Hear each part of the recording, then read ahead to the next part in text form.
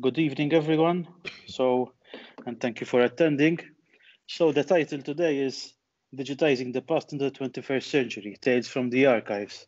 And this came about because during my career, this developed, as sometimes happens with serendipity, as in sometimes it's luck and sometimes you seek some things out.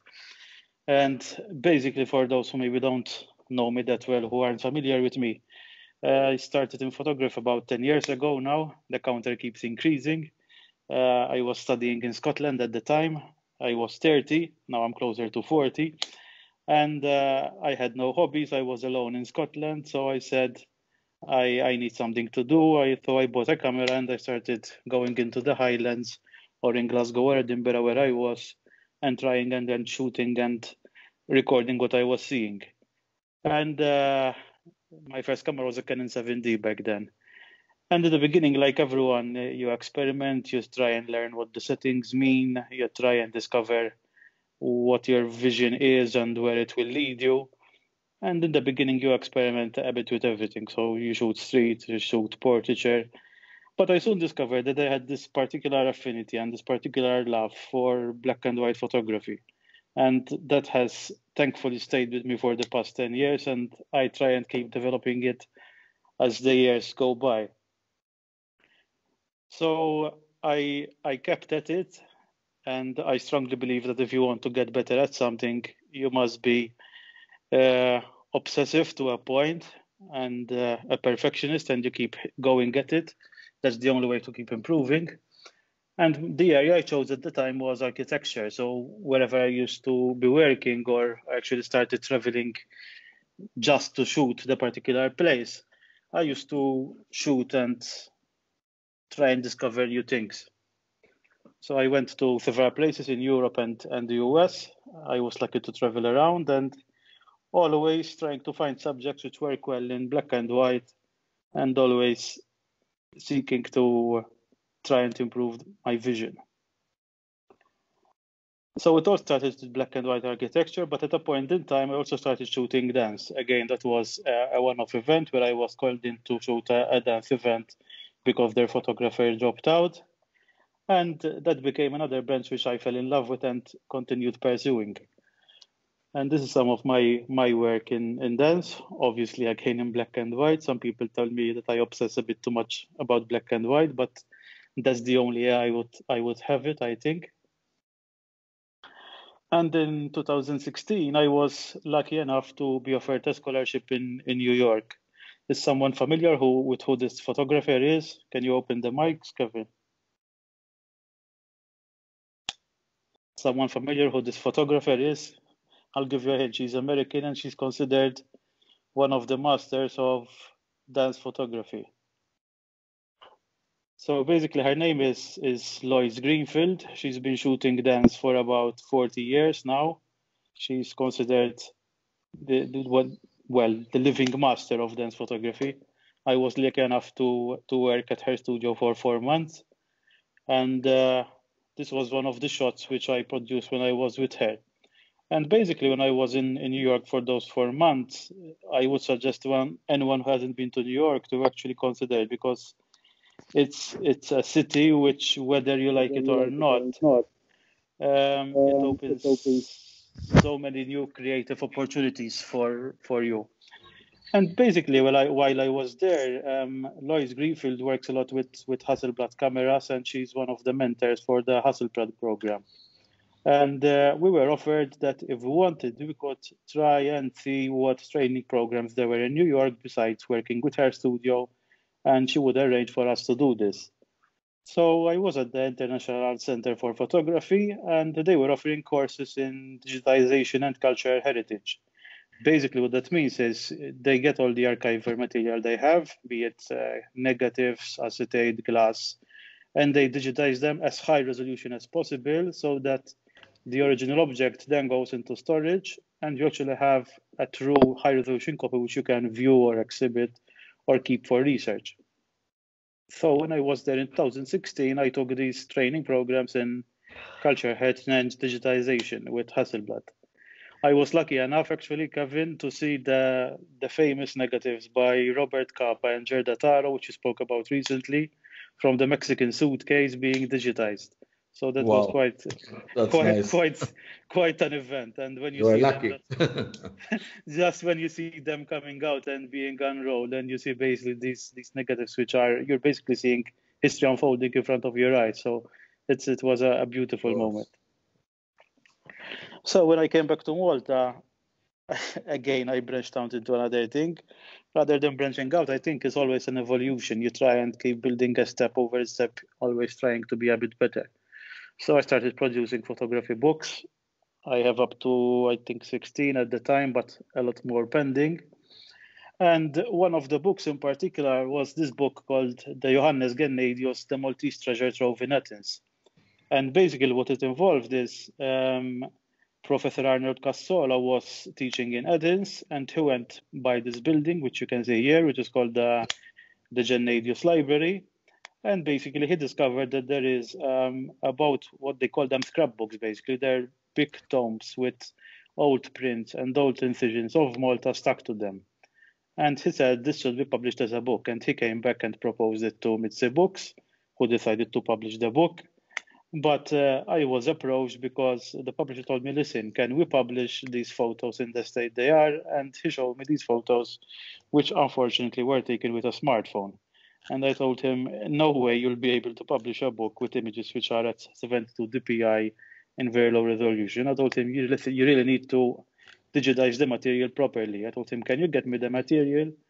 And they started scratching their heads. They told me, well, yes, we can get you access to the material, but the material is in Athens, and there's no way it will be transferred to Malta.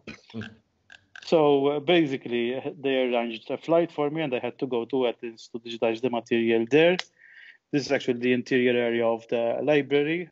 They didn't really actually have a room set about for digitization. They told me, listen, we'll get you the scrapbooks. You can use your tripod. You cannot use light, so you have to use artificial light, whatever there is in the library. Go ahead. So as a first project, it wasn't exactly, I wasn't exactly given a lot to work with, but again, you try and work with whatever you have. So you set up your tripod. This is the particular one of the scrapbooks in question. I think it's number 57. I learned them by heart. So basically, you open the scrapbook and you have these negatives which are actually stuck inside the scrapbook, and you cannot move them around. So you have to shoot them there and there in place. You have to obviously be careful that they are correctly lit up. You don't have shadows over them. And most importantly, that they are level so that your focus plane will be perfectly, ensuring that your images are perfectly sharp. And these are some of the images which were in the scrapbook. After research, they were discovered to be by Beato and Robertson. So we're talking very early in the history of Maltese photography, around 1850s, 1860s at most. And some of these photos had actually never been seen before. One here you can see St. George's Square and the Magisterial Palace, and the other is St. Catherine and Castile in the distance, obviously. This one is Strada Reale, where today there is the police headquarters in Valletta. And people suspect that actually that person you can see in the photo is actually one of Beato or Robertson, because the same person appears in almost all of the photographs. So they either have an assistant which they used as scale in the photos, or it was one of the photographers themselves. No one really knows, actually. This turned out to be quite an important image from the collection, which basically shows obviously the Mosta Rotunda still being built up, obviously in a very different state than the Mosta you would see today.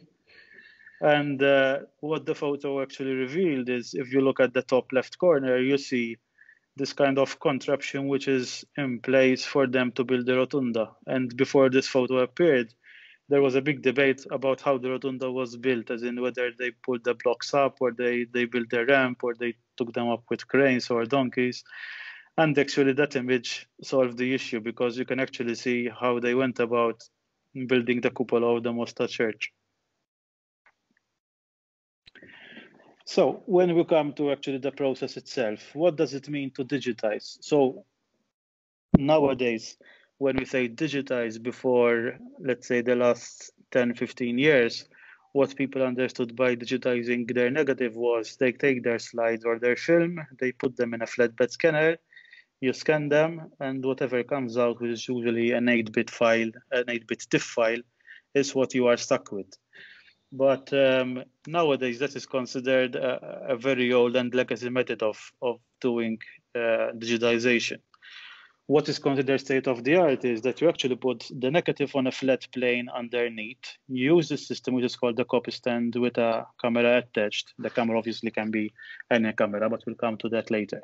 And it's important that both the sensor plane of the camera and the plane of the material you're digitizing are perfectly parallel. Otherwise, you run into problems with focus because you're shooting at f10, f11, and if the film or the glass is not perfectly planar, you have issues. The important thing, obviously, is that you shoot with the highest resolution you have possible in terms of camera. So obviously, if the only camera you have is an 18 megapixel or 20 megapixel, that's fine for everyday use. But if you're digitizing very important material, let's say we've handled negatives which were 150 years old, the very first negatives from photography in Malta, for example. You cannot really make a case that you digitize them with a 21 megapixel camera and let's go. If you have access to better cameras, and nowadays there are cameras which shoot 100 megapixel, 150 megapixel, even 400 megapixel if in some models. The best quality file you achieve, that's the best situation, because what happens is most of the time this material is in a very fragile state. If you bring it out in the light, you're practically damaging it. So you only usually have one chance. You get it out of storage, you put it under the camera, you shoot it at the very best quality you can on that one occasion where you actually have access to that material, and you have to ensure that the quality is there. So you're going to say, I got the exposure wrong, or it's out of focus because I missed it. This is something which there must be a big degree of quality control over it. So a tripod or a copy stand obviously is essential because you cannot touch the camera while this is going on. And as we said before, ensuring the focus plane is essential. Some general tips if you want to do this process yourself, because I know many people actually have access to material which they either inherited or it's actually family photos which they would like to preserve. Just some basic things, basically, but it's always important to keep these in mind. So obviously keep the area where you're working clean. So don't do like I saw some museums do, where they're working with Coke and burgers near the negatives. You keep everything clean. You always handle the material wearing gloves, whether cotton or nitrile gloves. It doesn't make a difference. Except maybe if you're handling glass, because if you're handling glass with cotton and the cotton gets stuck on the glass, that's a problem. But with nitrile gloves, that's not an issue. The important thing is of handling things with gloves is, whether you realize it or not, your fingertips are constantly secreting what we call sebum and secretion. So if you look at negatives which have been handled incorrectly, you see fingerprints and smudges, and those are extremely difficult to remove from the negative while you put them there, because you have to remember the negative, it's an emulsion on the back of either acetate or cellulose or glass. If you try and wipe the emulsion side where you put the fingerprints, you risk severely damaging the emulsion, and obviously if you lose the negative, you've lost something which is unique and which you can never recover. So these are very simple things, but you'd be surprised how simple things actually are important. Another important thing is if someone has access to these materials, is where you store them and how you store them. So many people, unfortunately, store them in their garage or in their attic, or in places where there is, unfortunately, what Maltese households have a lot of humidity, and where they see a lot of fluctuation in temperature. In summer, most of our rooms are hot. In winter, our rooms are cold, and that fluctuation is a killer for negative material. And it's important what you actually hold the negatives in. So it's not a question of getting your film, putting it in an empty shoebox, and that's it. Each negative in itself has to be in a protective envelope, which has specific characteristics. It must be acid-free. It must be made of photography-compatible material. So these are important things to consider. So let's actually come to details from the archive. So some of the things you come across when you're digitizing negatives from Malta. So this is what is actually when you shoot a negative, what it looks like. So this is a big glass plate about 30 centimeters by 24 centimeters. So you're obviously seeing a negative, but then when you post-process is obviously, it's like rediscovering your darkroom all over again. You just see the image appearing out of your developer. And that's the image which you get after you post-process the negative. Now, when we say digitize at the highest possible resolution, that means that if you go in and see all the details, or if you crop on the smallest details, you can still see detail. Obviously, it depends on the quality of the negative itself. If the original photographer was not very technical or didn't know what he was doing, you won't really get that detail out of the negative. But you'd be surprised how many negatives there are in Malta where the amount of detail in the negative is simply astounding. And I'll give you a couple of examples. So let's go to this picture, and you can see the England Forever bar in the lower right, and you have this horse and carriage pathing on the lower left. So that's the horse and carriage in the lower left. So we're talking about, let's say, a 20% crop of that image, and you can see the full detail. The same for the bar. So you can actually read what's written and what's going on, and you can see the detail.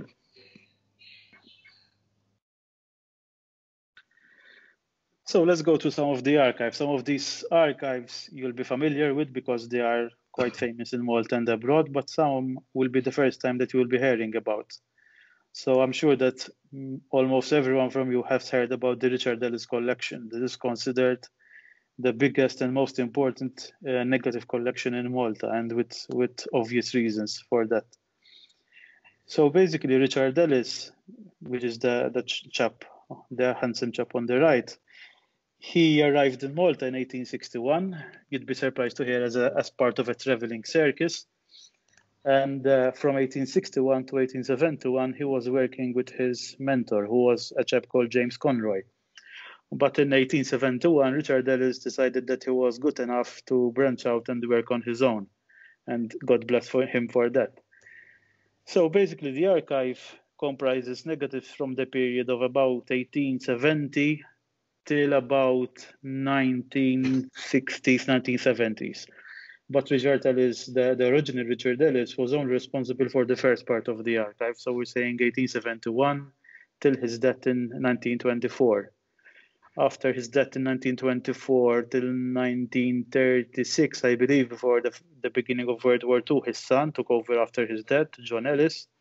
And after that, his another Ellis, Richard Ellis, took over. But with time, obviously the focus of the studio shifted. So the golden era of the studio was between 1870 and the 1930s, when Richard Ellis I was working. And basically the archive comprises about almost close to 40,000 negatives. 36,000 of them are on glass, but there is a lot of print material as well for which the negatives have been lost. The reason being that the negatives were moved, as far as we know, at least twice. Once currently from the Valletta studios right before the start of World War II to Rabat, because they suspected that the studio in Valletta would be bombed, as in fact happened, and the studio was damaged. And John Ellis, because by that time Richard Ellis had died, had approached the British government and implored them to lend him a truck and some petrol to get the negatives out. And they told him, these are not important. We have other things to use the petrol and the trucks for.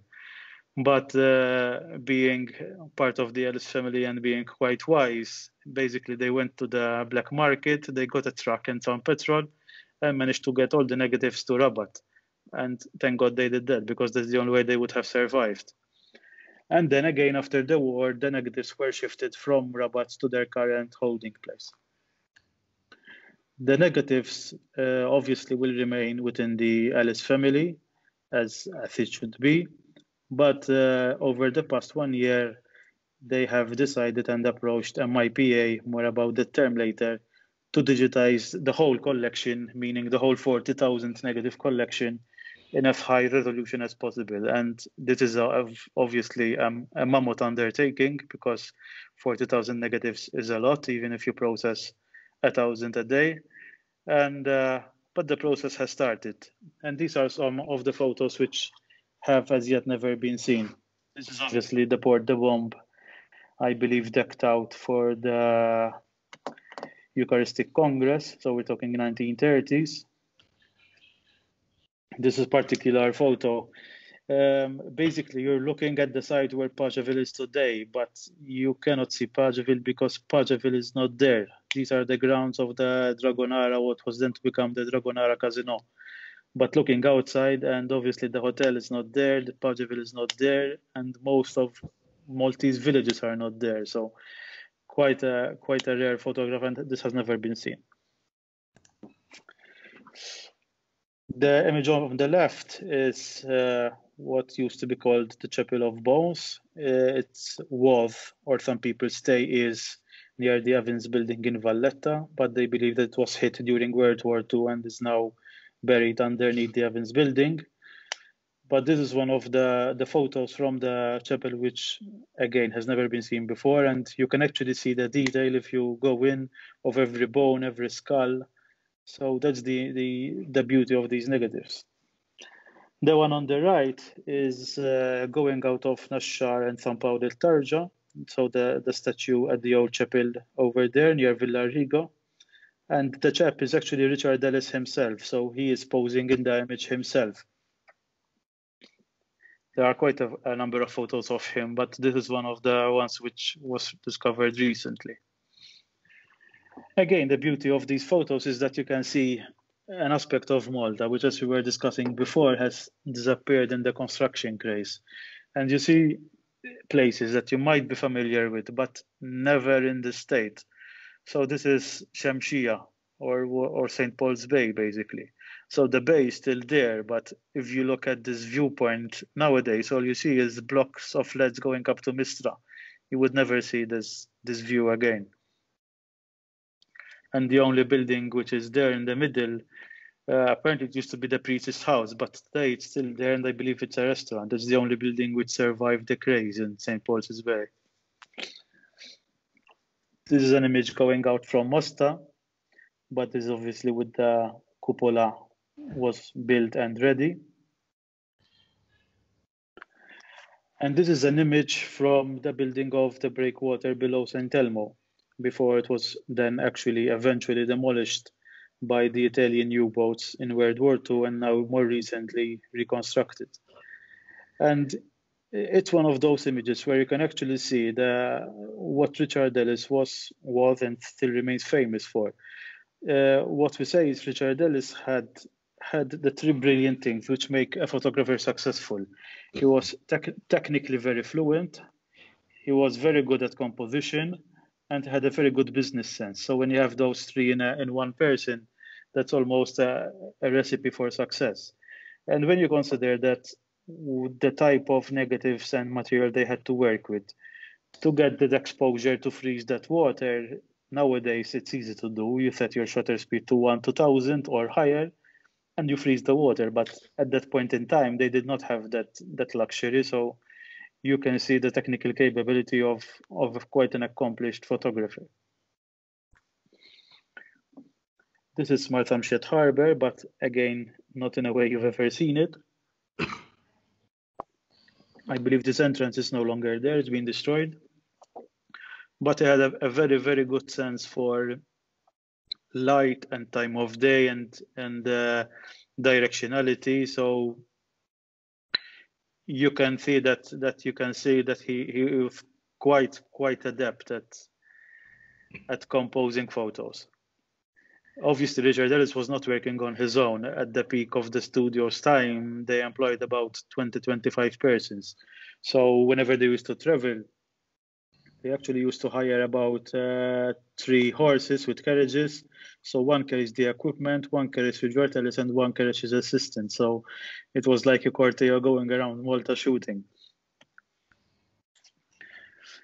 This is quite an important negative. This negative was discovered when I was doing my book about the Dolorata recently, and it happened. I can tell the moment because I think the publisher has no objection to me saying. So basically, the publisher of the book had never met the heir of the Richard Ellis archive, and he came to the archive to meet Ian Ellis, and we were undergoing a digitization at that point. And he was discussing with him whether he has some images which would be interesting to publish in the Dolorata book. And the moment he comes in, walks in and sits down near us where we're digitizing negative after negative, basically, Ian Ellis pulls out one negative from the protective envelope. We put it up to the light just to get an idea of what the negative is before we put it on the light box to shoot it. And my heart stops. And I tell him, listen, Ian, can I have a closer look at that? And we look at it again, and we discover that it's the only remaining record, the only remaining image of the original stained glass window of the Dolorata Chapel. That stained glass window you see in the window in the center.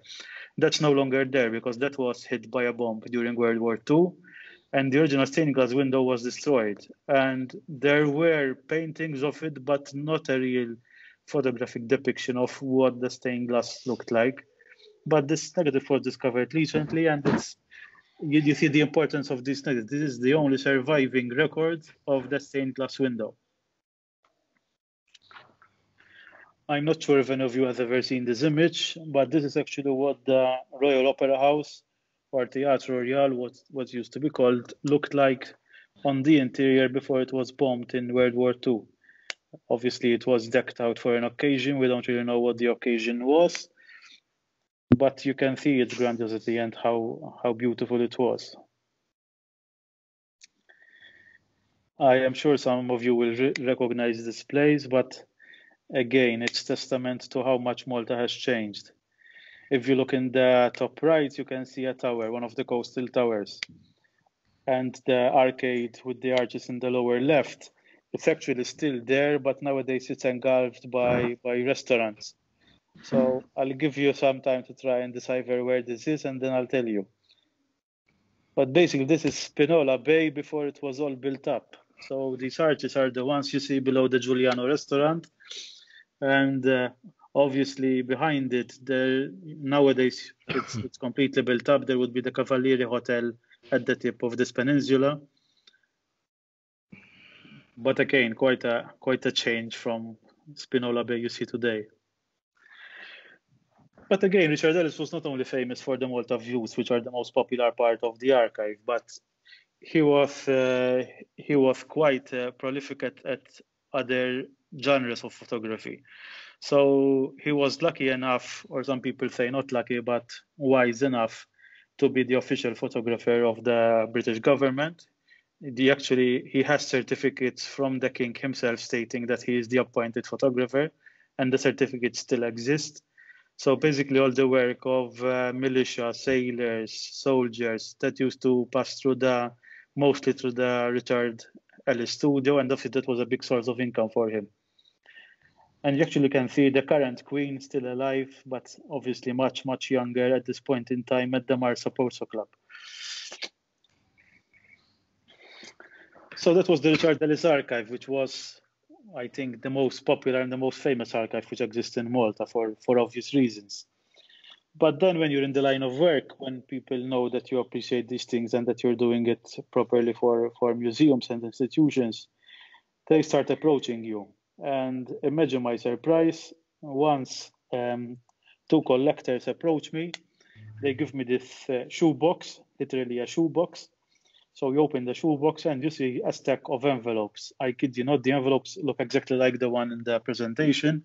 The old ones with the obviously remnants of the British colonialism with the flag of the British.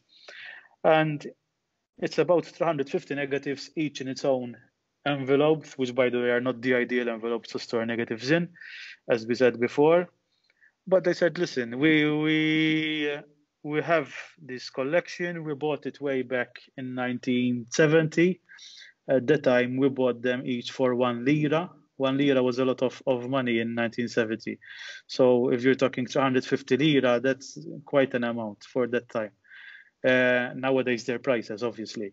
And they said, listen, we've never shown these to anyone, and we've never digitized them. We tried to scan some of them in a flatbed scanner, but we don't really know what we're doing. Can you help? And they said, of course.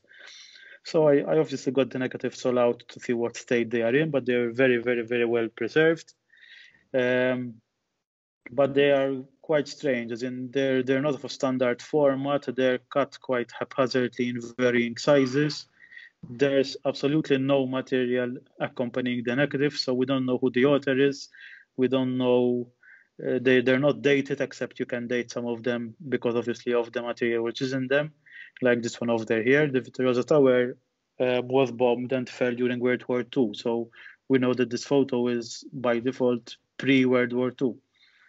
And they all have this labeling, strange labeling at the bottom in white Tipex, not the ideal material to write on negatives.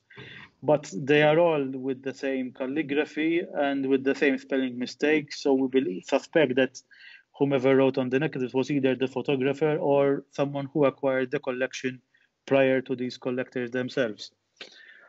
And these are some of the images from this particular collection. Again, this is obviously pre-World War II, because you can still see the Royal Opera House still, it's white Tipex actually, Kevin. You can still see the Royal Opera House still standing on the right, and what used to be the railway station on the left. But again, it's not that early in the 1900s, because judging from the amount of cars you see and the license plate 4337 on one, that means that there are quite a lot of cars in Malta at the time. The first car, I believe, was imported in 1904. So if we're already at vehicle 4337, this must be quite close to World War II or the start of World War II. But again, if this negatives was not digitized properly, you could not read the license plates or the facade of the shop, so you would have much less information to go on. I find this photo quite funny for the metaphor included, as in it's not the first time that there are goats coming out of Castile, and I will leave it at that. But you'd be surprised to see that goats used to be quite a common occurrence in Valletta. So you have all those majestic buildings, but basically these goats were not there for fun. They were the only way of providing milk to the residents. So you need to understand what was happening in that era, why the goats were there. This is obviously what nowadays we call talis, but again, look at the lower left corner and see how either the original author or someone who acquired the collection spells some of the names. Talis. Some of these buildings obviously are not standing anymore, but unfortunately, I have to make do that in this particular collection, who was shooting was not that technically adept. Out of 350 negatives, close to almost half of them were out of focus. So you have to make do then with what the material you have. Again, I note the spelling in the lower left. So obviously, as Maltese, we know it's with Zorri, but with Zorrico. So obviously someone who was an Italianophile, because he was more adept at writing in the Italian style rather than English. But again, with the Zorri, which not in a way you will see today. This one building still stands actually, as well as the tower, obviously, but quite different from the invasion of tourists you see when you go to Witizuri today. Well, maybe not this year, but if you go in previous years and in the coming years, that's what you see at Witizuri. And then you see one of these images, and obviously we're talking Sliema, the Ferris area. And when you try and actually date this one, I suspect that it is not, I know that it is post-World War II, because if you see in the center of the image, above Central Studio, there is this movie poster, Botta Risposta. And Botta Risposta, I believe, was a film which was released in 1954. So that's quite an accurate way of dating the photograph. Again, it's important, the high resolution is important because you wouldn't be able to read botta risposta otherwise. Obviously here I'm not showing high resolution, but on the original photo you can go in and actually read the names of the actors below the botta and risposta if you want to. It's exactly near Zara's. It's where Zara stands today. So we moved to a collection which probably none of you have ever heard of before. And this is a collection by David Wrightson. David Wrightson is still alive today. He's 85. He lives in London. And basically his connection to Malta was that in 1963, when he was still an architecture student, in London, in Liverpool, his mentor at the Liverpool University was a certain Professor Quentin Hughes, which later on he became part of Maltese history when he became the first dean of the Faculty of Architecture in 1970. So this was about a couple of years before that. But the history of Quentin Hughes in Malta started before, because he was based in Malta during World War II. And as an architect, he fell in love with Malta, its architecture, and he started documenting it both by painting Malta, taking notes about the churches and the buildings, and taking some photos. But after the war, he decided to come back again and do a book about Malta. And instead of taking the photos himself, he noticed that he had this quite adept student who was 23 at the time, this certain David Wrightson, and he managed to convince the Malta Tourism Board to get David Wrightson in Malta for 2 weeks to shoot the pictures for this upcoming book. So David Wrightson came to Malta and he was taken around by Quentin Hughes. He recounts to me he still remembers the brand of the car. I believe it was a Triumph for about 2 weeks. They used to plan which buildings they were going to shoot by going on sun charts and deciding which direction the sunlight would be coming from and whether morning or afternoon would be ideal to shoot that particular building. And they had a list of about 200 sites which they started going around shooting. And they had to do all of this in 2 weeks because David was only in Malta for those 2 weeks. Quentin Hughes was at that time already living here, but David was only here for 2 weeks. And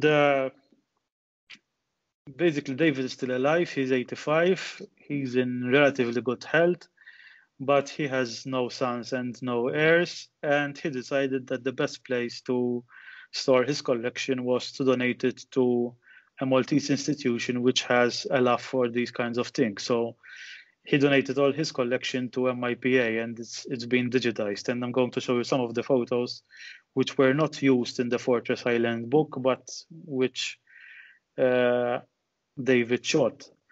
And as you can see, despite him being an amateur at 23 with not really high-end equipment, he was quite adept. And when you see the way that he shoots at the architecture with everything upright, with everything properly shot with direction and lighting, he very quickly understood what it means to shoot Maltese architecture. The one on the left is actually Mdina Cathedral. You can see an old Triumph on the left and on the right. I don't think if you planned that or not. And the one on the right is obviously MIPP Church. The one on the left is actually in Gozo, and that's the car they were going around in. And I was wrong, actually, it's an Opel Capitan, the brand of the car. And the one in the center is actually Quentin Hughes himself, a much younger Quentin Hughes. And the shot on the right, obviously it's in Valletta, the street still exists. I believe it's called Eagle Street, but God knows who those children are or where they are nowadays. Again, the one on the left, I believe, is the Tarshian Parish Church. I suspect that those children were not actually posed there. I suspect that he was actually quite good at capturing these things. And the one at the right is Attar Church, which obviously still survives in that current state, but obviously you will not see that bar on the left side of the Attar Church. Two views from Valletta, which we are familiar with, but I believe the level of black and white photography shown is of quite a high level for someone who was 23, and basically the first project they were shooting. And there actually is a bit of a strange and funny story about this material, and sometimes unfortunately reflects on our attitude as Maltese. So David tells me that he shot the first 1 week with his camera, which he brought over. I believe it was an old Mamiya. And he doesn't remember the place where, but he remembers he put down his camera to change his lenses from the wide angle he was shooting to switch to a telephoto to get a detail of one of the buildings. And when he looks down again to get the camera to put the second lens on, the camera is gone. So basically, they obviously panicked and tried searching around them to see where the culprit who stole it was, but the culprit or culprits was not to be seen, and the camera was never seen again. So they obviously had a problem because they still had just another week to complete the project. They were only halfway into the project. They had no other camera available. They tried searching around Malta to try if they could substitute the body and lens with something similar, but obviously it was not easy to get a Mamiya into Malta in the day and age, and not from today till tomorrow. So the only way they could go about it is that Quentin Hughes had a 35mm which barely worked, which he lent to David Wrightson to work for a day or two, till David Wrightson found his brother in Liverpool to send his brother's camera from Liverpool expedited by airplane quickly to David, which his brother did. And then they continued the second week with the second camera of David Wrightson's brother. But it reflects on us Maltese that when we see something, I don't know how to describe it, as in, do we really need to do these things? No wonder sometimes we have a reputation, not just with foreigners, just with ourselves, as in, do we really need to do these things? But unfortunately, these things happen.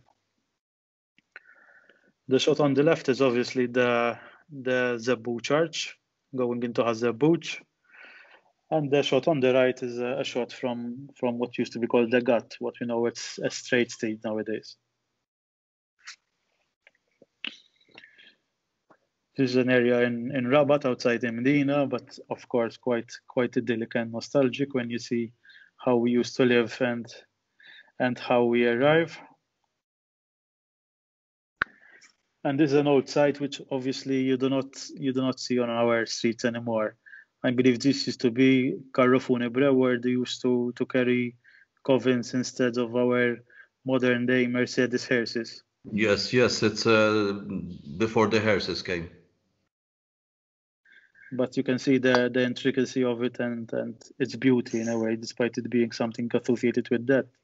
You can see the beauty, and I can actually tell where it is from the houses in the background, because I've practically shot almost all of the doors and facades of Malta, and I believe this to be Fleur de Lis going in the direction of the yard, if I'm not mistaken.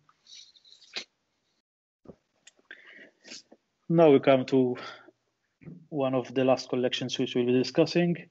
This collection was in the news recently, about a year or two back, about Guido Stillon, which up until that day was basically undiscovered and unheard of.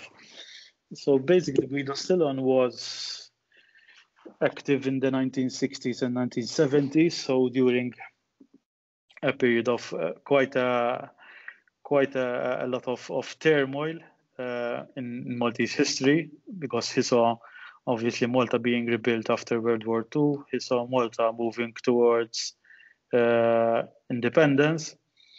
And basically, without us knowing, this chap Guido, he had amassed quite a big collection. It totals about 15,000 in total between black and white film and color transparencies.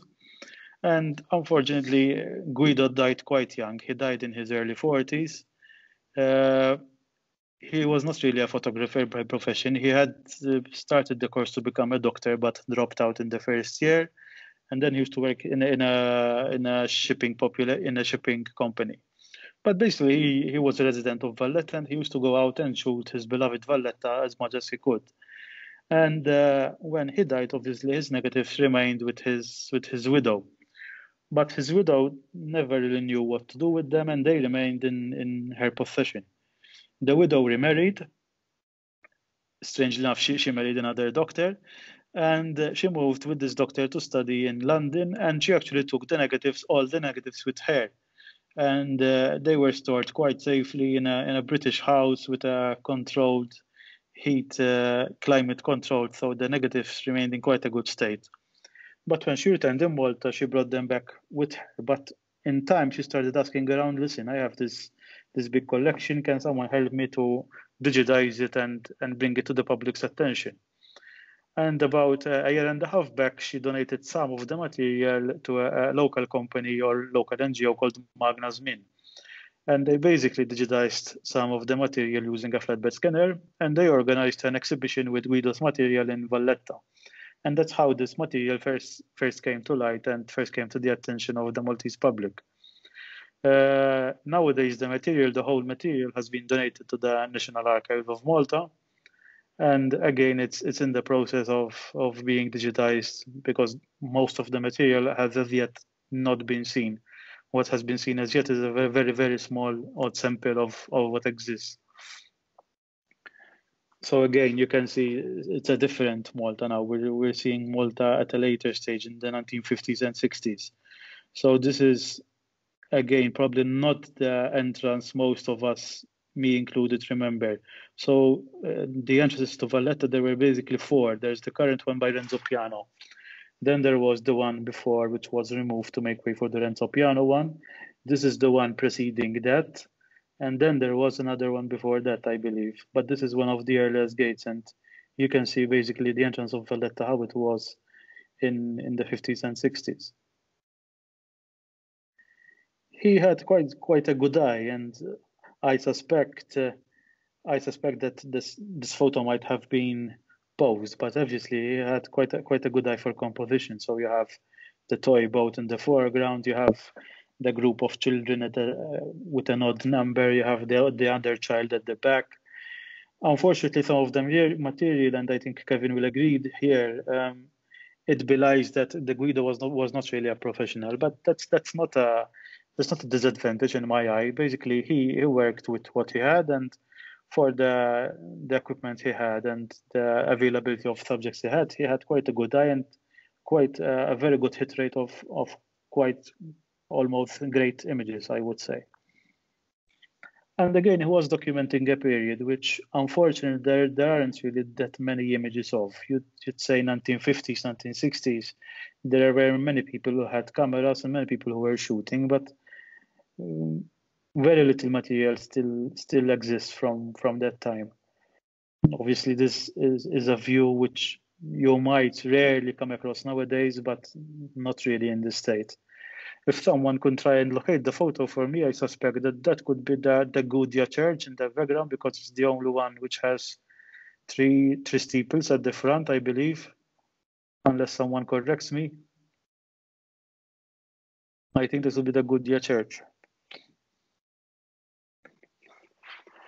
Again, one of the big advantages of Guido Stellan's archive is that he was documenting a period of, as I said, of turmoil. So we're not talking political, more about the fight for independence in 1964 and around those times.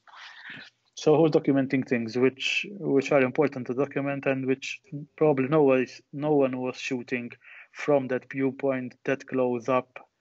As Robert Capa used to say, if your images are not good enough, it's because you're not close enough. And Guido Stellan had the advantage that he could go as close enough as he wanted because he was part of the crowd. So that's what makes these images quite impactful and hitting.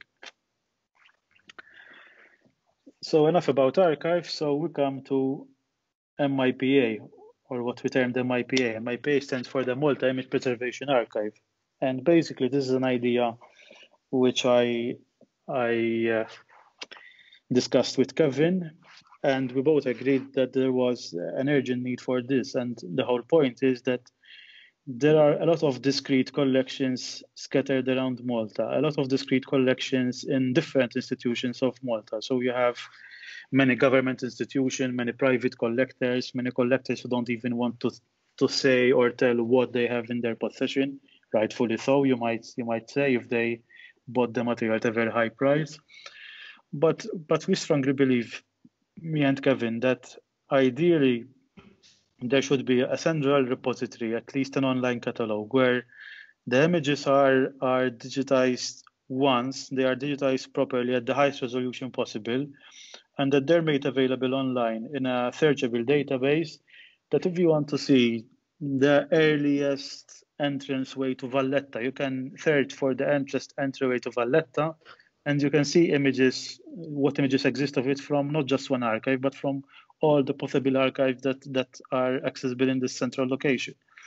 And we set about this project, and we have quite a lot of material which has been already digitized, and material which is in our possession and still coming in our possession to be digitized. And the project is moving on at quite a good pace.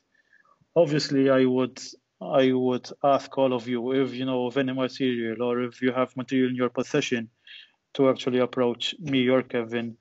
Not necessarily to donate the material, but at least make the material available once, so that we ensure that it's shot properly, and that there exists a high resolution copy of each material which there is, just in case, God forbid, something happens to the negatives.